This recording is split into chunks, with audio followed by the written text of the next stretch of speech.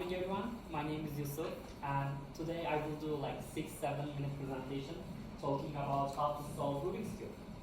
So many people believe that only smart people can solve Rubik's Cube, but I totally disagree. I've been solving Rubik's Cube more than 10 years and I can easily say that anyone can solve Rubik's Cube. There are just 8 algorithms you need to memorize and that's it. I see solving Rubik's Cube as nothing more than pattern matching and memorization. So today I will be demystifying the process of how to solve a Rubik's Cube. Basically, we will be following 3 main steps. Step 1, solve layer 1. Step 2, solve layer 2. And step 3, solve layer 3. That's why we prefer to call it a layer by layer method. So, before we dive into our solution, I would like to introduce you to our Rubik's Cube. There are 3 types of pieces on our Rubik's Cube. Centerpiece, there are 6 of them, and there is something very important we need to know about centerpiece. We cannot move that. So if that centerpiece is green, which means this side, this face is going to be green. We have edge pieces. Those pieces are the pieces that you can show using your 2 fingers, and we have 12 of them. And lastly, corner pieces, they are located in our corners.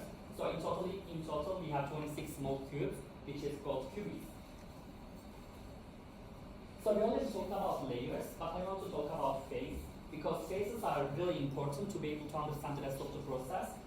We have 6 faces in our cubes, and each face is represented by their initials. So basically the face is facing you, we call it front face, and it's represented by F. And we have back face, right face, left face, up face, and finally down face. And down face, you cannot see it here, but it's represented by D.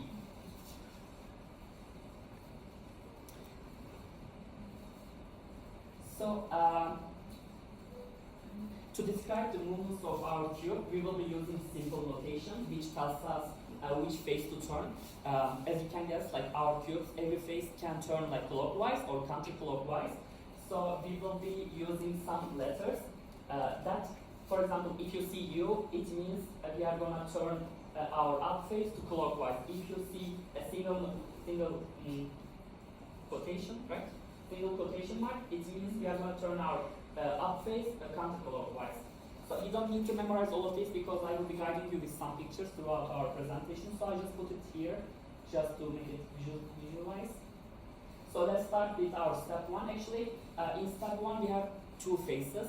We are going to start with solving our edges, which doesn't require any special algorithms or anything. If you're interested with your Rubik's Cube for a few minutes, probably you will figure out. So I have not too much to say, but there is just one thing you need to be careful about. As I said, we cannot move center pieces.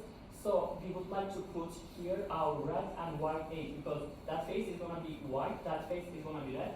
So we would like to put red and white edge here. Same for the corners. That's wrong. We shouldn't do that because the corner that we want to put here should be red, blue, and white corner. So we already solved. We already made cross here. We already solved the edges. How about corners? How we are going to solve corners? For solving corners, basically first we need to identify the corner piece that belongs to first layer, and then we are going to try to move that piece, our bottom layer, and it should be located right below to its correct place. For example, this one. A question: which corner piece should come here? The corner piece should come here should be blue, orange, and white piece. So we are going to try to move that piece as right below here. So let's look at our Rubik's Cube. For example, right now that piece should be blue, orange, and white. So I move my cube right below it. So since it's right below it, I will be using my first algorithm. I use it and I place it in the correct place. So I will be doing the same thing. Right now, my white is in my right side, so I will be using my second algorithm. I use it and I place it in the correct place. I'm gonna do the same for all the faces, all the counter piece. And as you can see, we complete our first layer. Right now, we are in step 2, layer 2. Trust me, it's the easiest step because all we need to do is just try to three same colors here, blues or reds or greens or oranges. So let's take a look at our Rubik's Cube. By the way, I just turned my Rubik's Cube because I have nothing else to do in my first layer. So I will be working on my second layer, that's why I turned it. So here we have three blues, did you see? And on the top we have red. So that piece should move here because that face is going to be blue and that face is going to be red. So how we are going to do that? To move that piece to right side, we have algorithm. We are going to use that algorithm. I will be using really quick here. And I'm moving this correct place. So I'm looking for another three colors. Here it is. We have three reds. And I will be using same algorithm. And I'm going to use really quick for the others.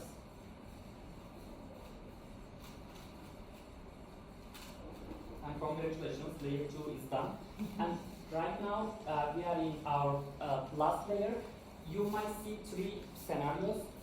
In our top layer, you can see one white dot, one L shape, or one line, doesn't matter. Whatever you see, only algorithm you need to use is this one until you are able to make a cross here.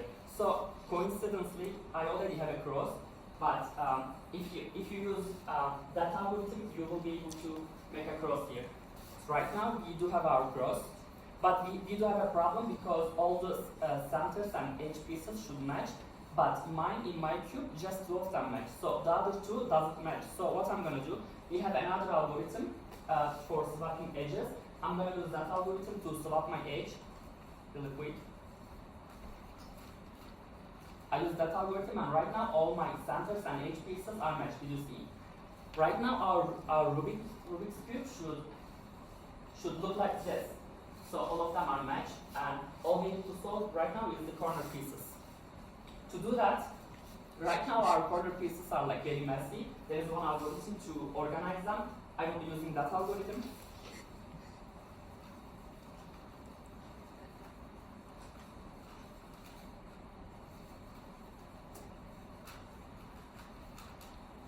Okay, so when I use that algorithm, I already find like two correct pieces.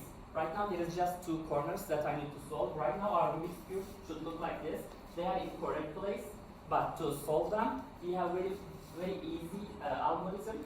It's very easy to do because all you need to do is just repeating same algorithm until you are done in layer 3.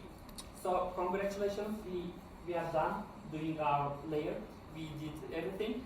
So today we learned how to solve this Rubik's Cube by using the layer by layer method. So I encourage each of you to buy a puzzle, this puzzle, and give it a try. And I want you to see how quickly you can be master in the puzzle. So remember, with determination and practice, anyone can become a Rubik's Cube solver. Thanks so much for listening.